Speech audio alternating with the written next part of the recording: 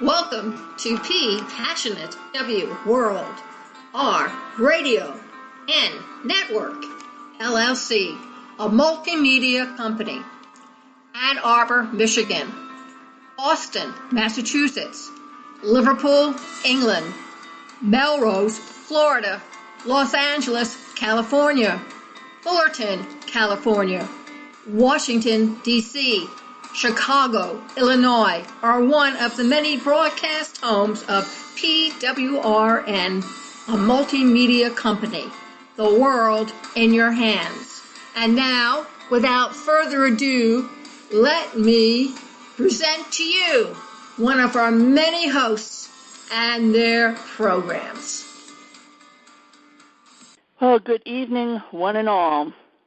And this is flash-silvermoon, and I'm talking with you here from Melrose, Florida, with What the Animals Tell Me. And tonight's show is, in a sense, honoring the almost the anniversary of Katrina so many years ago. And the show is called Alterneate Healing and Honoring Katrina. For years, we've been talking about waiting for gathering info, ritual, and otherwise praying to avoid or at least be in the best position to weather earth changes. The truth is, they're upon us here and now. And spiritually, I believe that we still do have some choices as to how to physically deal with this planetary needs and experiences for these traumas. Science say that this is indeed a time of cataclysmic changes for the Earth and its weather patterns, that there are cyclical over thousands of years.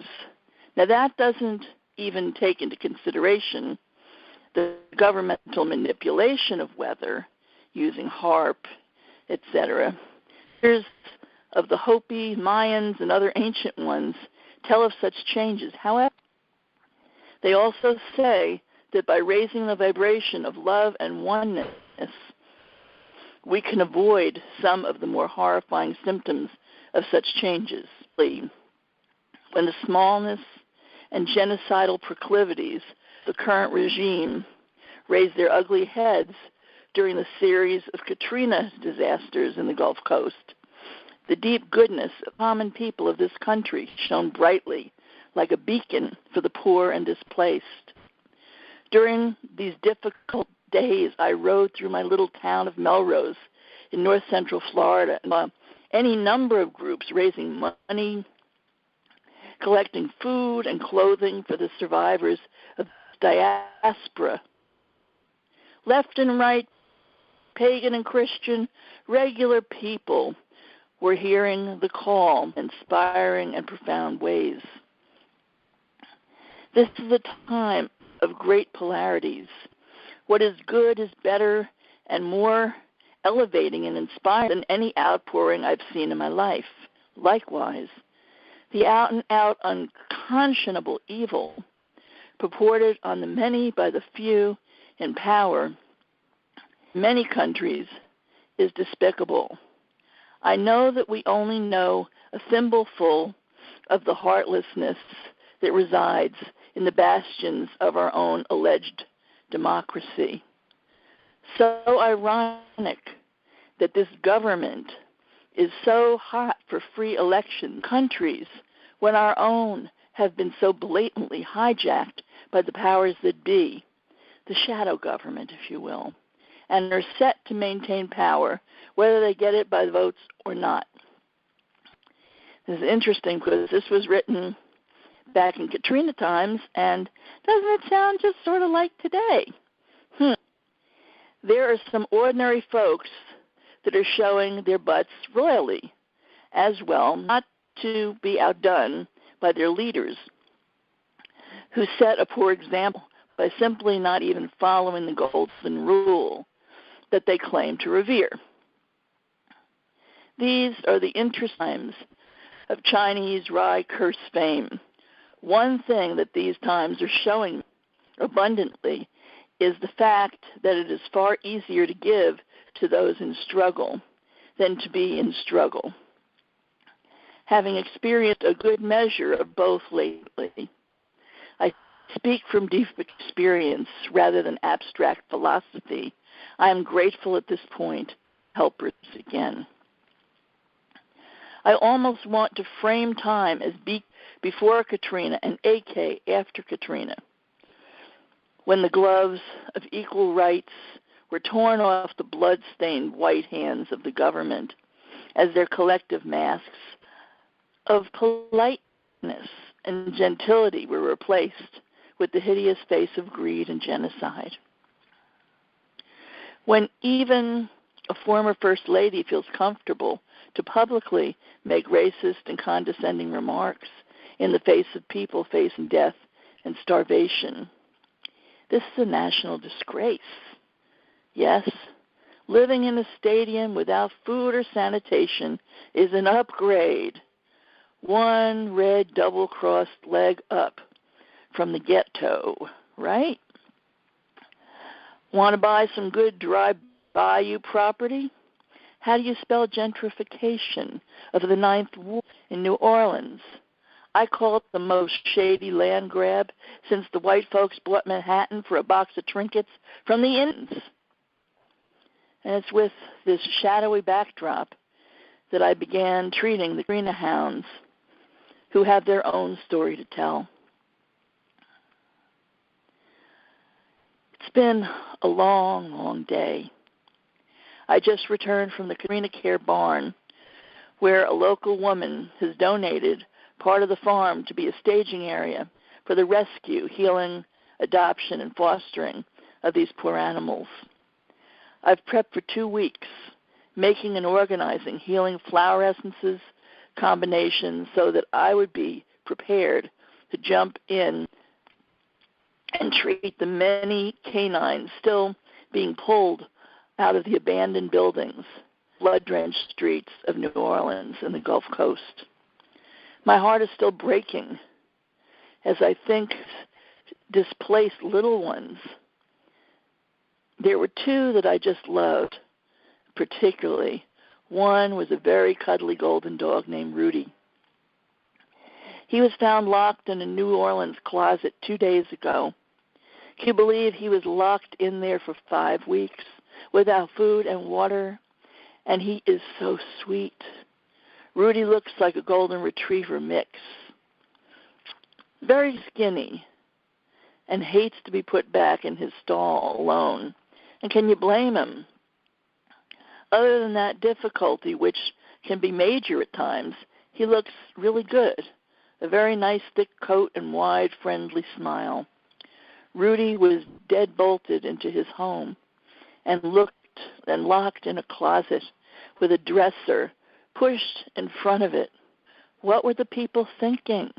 His rescue was not an easy one, for sure, as he was quite hungry when they finally got to him. His house had a note on it saying there was a dog, but it had been removed. The brave care team busted in to save him when they heard his pleading barks.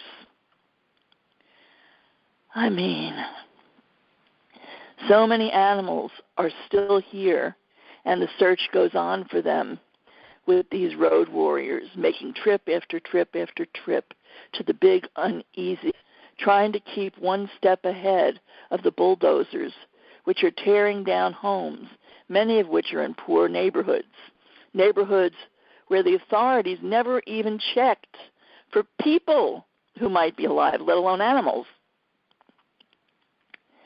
So many more animals still barely alive and dying on the streets or locked in houses that may be bulldozed if someone doesn't get them out. For this and so many other reasons, I'm working with others to treat these survivors and get them in shape so that they might get foster homes, adopted homes. Then there will be room for more animals and more trips to be made. Some good news, I was able to hook up the Gainesville Care Crew with Jay Perrette from EARS Endangered Animal Rescue Sanctuary and the Ocala Care Facility which has lots of room for animal survivors. This week, several teams dispatched to New Orleans and the surrounding areas to hopefully save the most desperate animals still clinging to life. And now there's space for them as long as they need it. I believe that Jay and her team took in over 400 dogs and managed to return or adopt out all but a dozen of them who were deemed too aggressive to adopt, and they now have a permanent home at Ears and are doing pretty well. I tell you, I love seeing the results of treating these canine sweeties with the flower essence that I made for them. You can see their eyes brighten and their frantic racing around slows down to a more relaxed movement. As one might imagine, so many of them are in shock and suffering from separation anxiety. When you see that wide terror and fear in their eyes, or painful wounds, then the emergency care essence works very well for them, and many lap it up heartily. Green Hope Farms makes some of the best flower essences on the planet, including a fine line of animal essences, Animal Emergency being just one, which is actually like a better version of the famous rescue remedy of the Bach flower group. Molly Sheehan, the mentor and creator of these wonderful healing essences, was kind enough to overnight 8-ounce bottles of this remedy called a care mix that she made especially for this disaster and abandonment and abuse, which, of course, they all needed. She figured that if I was to do the legwork, then she would at least send me the medicine free of charge, which was such a blessing for the animals and the caregivers alike. This still, and it still will just be the beginning of long-term healing from this trauma. I must take a very quick break, and I'll be right back with you. Hi, everyone. I'm Ed Robertson, host of TV Confidential. Thank you so much for listening to our program on PWRN, Passionate World Radio Network. If you like TV Confidential or any of the other programs you hear every week on PWRN, please consider supporting this station by becoming a patron of Passionate World Radio Network through Patreon. It is easy to do. It won't cost you more than a few dollars per month. And best of all, you will help PWRN continue to educate, enlighten, and entertain our global audience of 10 million strong and growing. For more information, go to patreon.com/PWRN. That's Patreon, Patreon, patreon.com/PWRN. And thank you again for listening. Okay, this is flash-silvermoon, right back with you, and my mission with the Katrina Hounds. My heart aches for all of them, the furless and the furry animals alike. It inspires me to get out and into that barn where they're being kept now to ease their pain. For me, I must protect my own heart as an empath from feeling them too deeply, or I would surely crumble along with them. I made large and small bottles of these and my own combos for traveling, and spritz bottles, too, for those who wouldn't allow me to handle them. And I knew there would be many who wouldn't. And then put essences in their mouths. That was rare, but I was able to do it with some. It was most rewarding to leave the barn knowing that these little ones may finally have a peaceful night's sleep. Another dog that stole my heart was called Hope, as she must have clung to that as she saw the rest of her family expire. She was a fuzzy and puppyish little dog, but may well be much older. She's in deep trauma, but today I got some tail wags out of her after her flower essences. She's very, very shy, and no wonder. She was one of the last New Orleans this week, found on an upper floor of a barricaded house, lying with one just on the bodies of her other dog family. She was the only one of her entire family left alive. You can feel that these little ones witnessed. You can just feel what they did, saw, what they felt. It's in their eyes, yet they are mostly full of love, albeit stressed and suffering from every kind of anxiety imaginable. I sprayed down the stalls that they were living in at the horse facility. In the staging area, I put drops in their walls and mouths when possible. I assumed that for most of them, I wouldn't be able to do the direct care, so I figured out different ways to deliver the essences in the least invasive way possible. Their gratitude was palpable. Many tested positive for heartworm. Many smelled of gasoline when they came in. Many had burns on their skin from the chemicals in the water. Many were so hungry when that they initially seemed dangerous, and they just needed to have food and water, be more themselves. Joy from Earth Pets, who spearheaded the creation of this team of volunteers, says that she will never forget the smell of these animals when they were first brought in as long as she lives. My heart just goes out to these four-legged furry survivors of the New Orleans diaspora. It's like someone took the poor and their animals and shook them like dice in a jar and threw them all across the country. It's hard to see, yet to sit and do nothing. The brave women like Kelly from the Gainesville care team, who was hands-on roaming the streets, busting the animals out of the broken-down houses, was such a suffering so badly from PTSD, from witnessing the atrocities that they're helping to assuage. I'm hoping to help them too, essences, and have written some short protocols for the maintenance of the rescuers. Kelly disappeared after that, and I still don't know what happened to her. In short, give the critters some drops and take some for yourself too, as many suffer from feeling the pain of the survivors. I must try to daily to keep that pain and grief from overtaking me as well. Many of the rescuers are now so traumatized, just like the animals. There are images that just burn into your brain that you never forget. Last week, Katrina dogs they were already used to shelter life, but this new batch were straight from the streets and barricaded houses of New Orleans.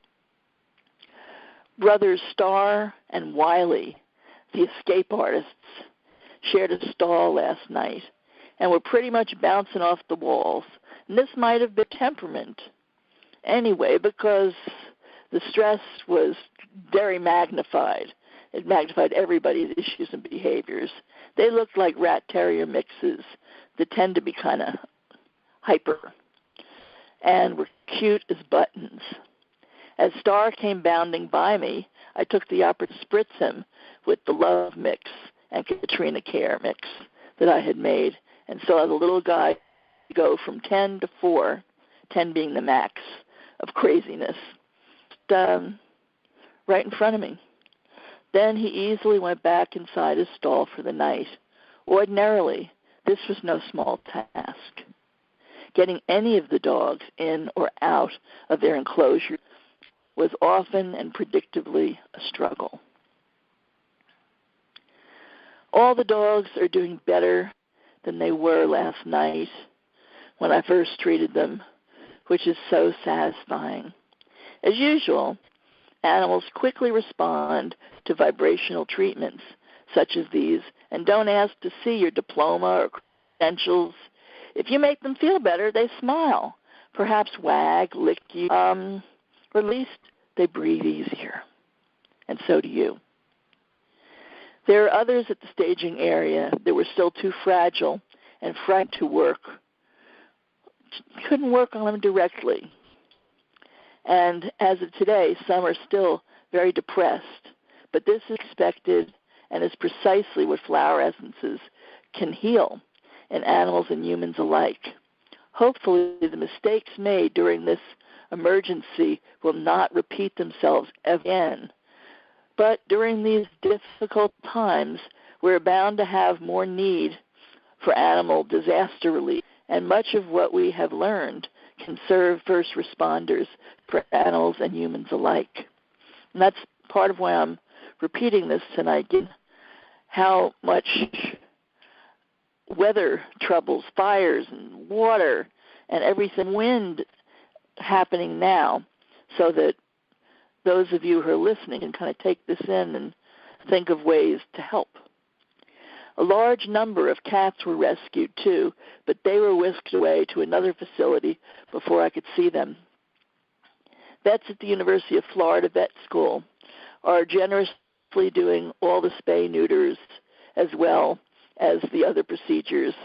This is how a community should be working, each one doing what they can, and the job gets done. Allopathic and holistic caregivers working hand in hand with rescue workers, with each medical model equally accepted and utilized as is appropriate for each animal or person. Everyone is really doing tireless service with little food or sleep.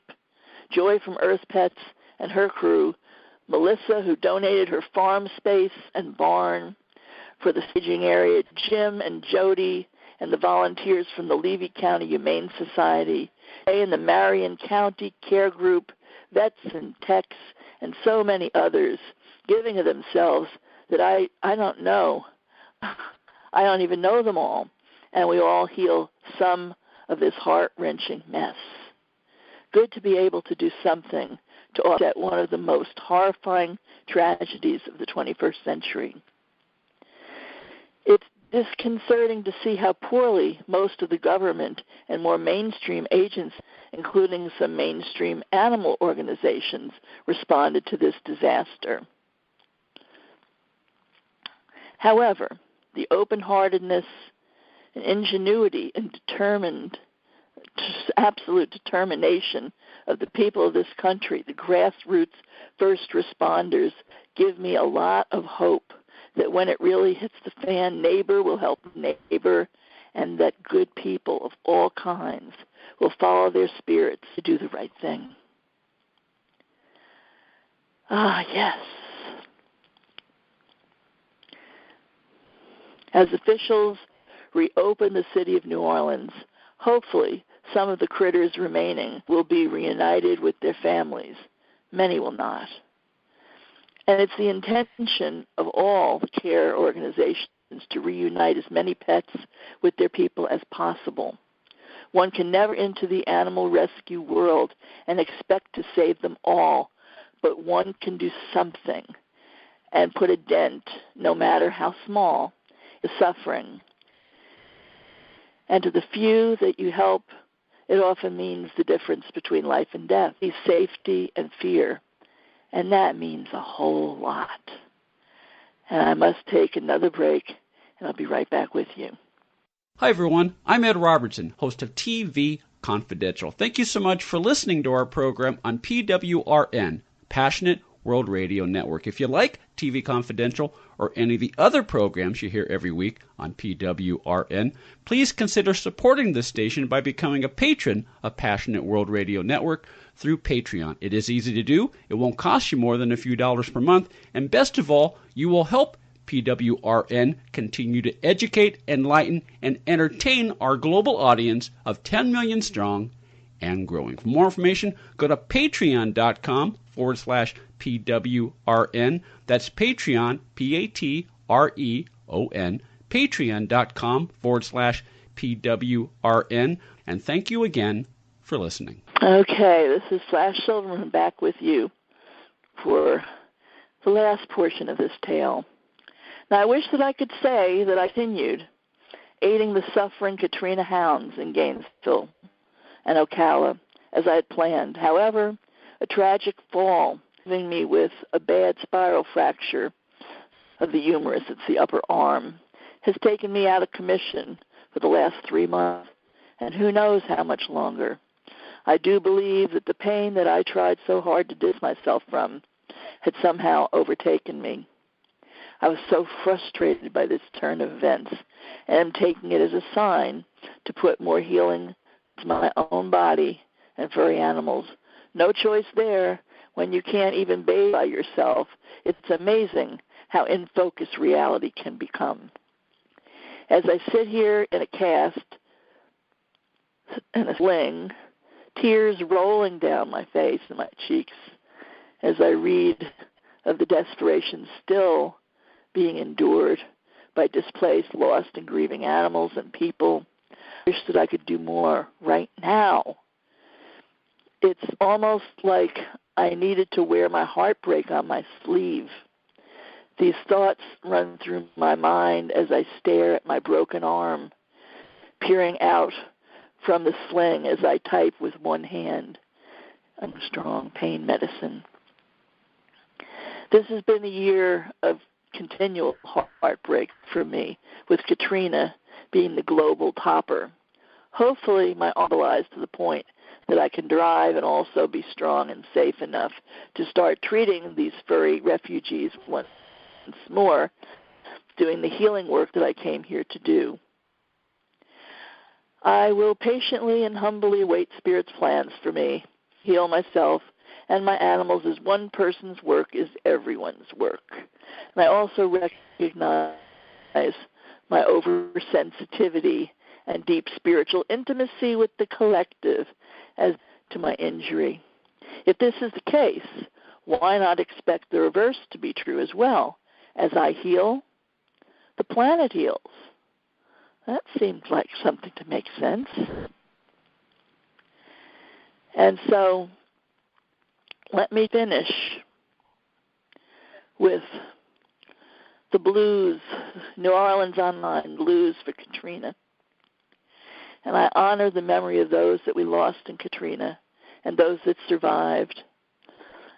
When I wrote this, it's 7 years ago, but it's many more now. New Orleans on my mind. The dead are walking down the streets of New Orleans, and I feel their footsteps break night silence. The dead are walking down the streets of New Orleans, and I feel their footsteps break night silent scream. No honky-tonk piano rings out on old Bourbon Street, and the wind howls ghostly through the trees. Seems like someone, when the water comes up, there's no place to go. I feel the spirits gathering out on old Congo Square, and Mademoiselle Marie Laveau, she's standing there. Blood mixed with mud through the bayou flood. Blood mixed with mud through the bayou flood. Children in the streets, not enough to eat. The children in the streets with not enough to eat.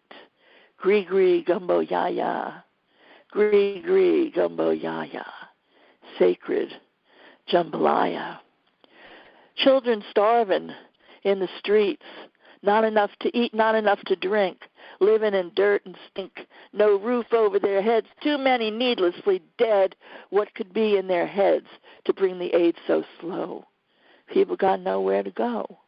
How could they not know what millions of us knew? But these moneyed few, it just had too much to do. Wade in the water, children, in the water. Someone's in trouble in the water. Don't leave them all alone. Dambala, take them home. All alone. Dambala, take them home. Dancing with the snake until the levee breaks. Dambala, dambala, dambala. Dambala, oh wait, oh. Dambala, dambala, dambala. Dambala, oh wait, oh. Don't leave them all alone. Dambala, take them home. Just a note for you. Dambala Owedo is the sacred snake of the Yoruban ancestors whose blood runs in the street of New Orleans even now. I play this song to help them find their way home, those lost spirits And each year on this anniversary of this horror, I honor them especially. This is my tribute to New Orleans. And I'm hoping to get a D out, and this song will certainly be on it. I had to try to do something about this because it just affected me so deeply.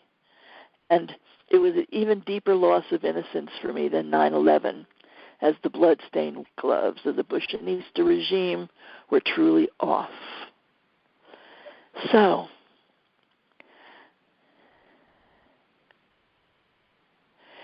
the good thing is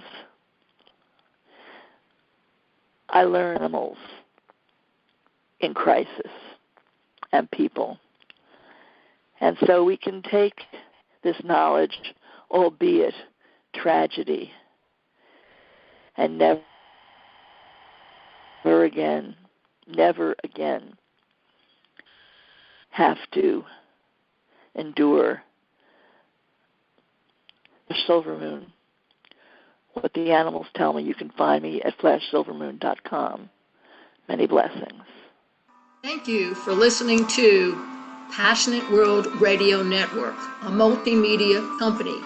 You can listen to this program all over again at passionateworldradionetwork.com, facebook.com/PWRN, twitter.com/PWRN, googleplus.com/PWRN. Distinguish yourself from the ordinary. And remember, please keep listening.